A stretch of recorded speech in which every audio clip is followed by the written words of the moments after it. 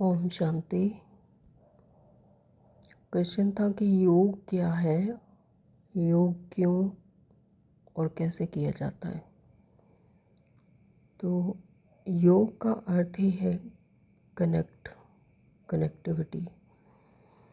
तो यानी आत्मा का परमात्मा के साथ संबंध, आत्मा का परमात्मा के साथ कनेक्टिविटी, वो मधुर स्मृति ही योग है। जीवात्मा का जिससे संबंध होता है उसकी याद आती है, तो उसके गुण, शक्तियाँ, धर्म उसमें स्वतः आ जाते हैं। इसलिए आत्मा को पतित से पावन, दुखी से सुखी और अवगुणों से गुणवान, शक्तिहीन से आत्मिक शक्ति संपन्न बनाने के लिए योग बहुत ज़रूरी है। यानी परमात्मा के जो गुण, शक्तियाँ, गुण हैं वो आत्मा में भरने के लिए उससे योग लगाना ज़रूरी है, उससे कनेक्टिविटी बनानी ज़रूरी है, उससे संबंध बनाना ज़रूरी है। मतलब कि योग ही एकमात्र ऐसा साधन और साधना है। परमात्मा की मधुर याद ही योग है, परंतु ये विधि विधान है कि जिसको याद करना होता है उसके जैसा बनना भी ज़रूरी है। अर्थात आत्मा निराकार बिंदु रूप है।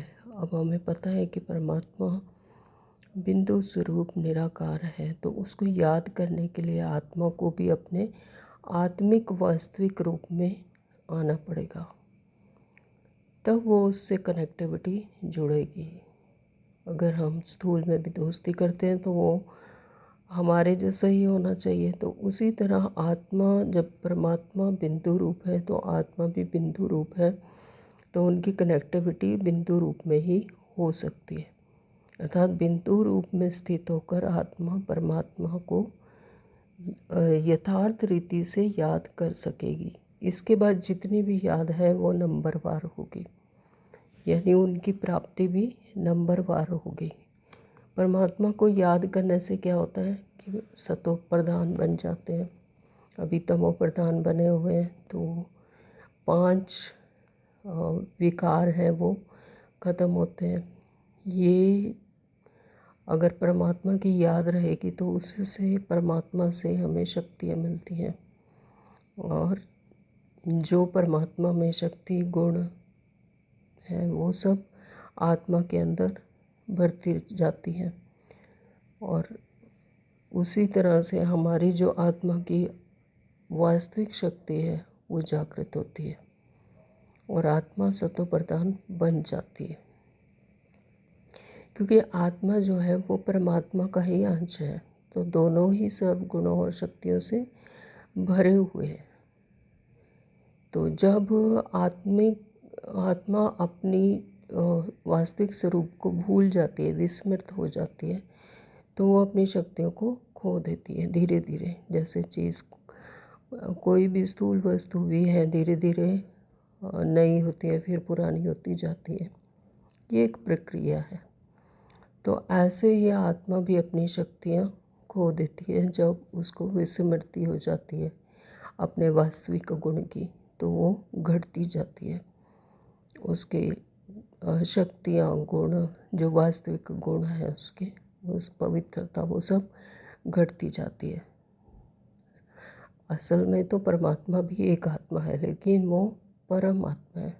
मतलब वो जीवन मरण में नहीं आते, और आत्मा जो है वो जीवन मरण में आती है, शरीर में आती है, इसलिए उसकी शक्तियाँ कम हो जाती है। लेकिन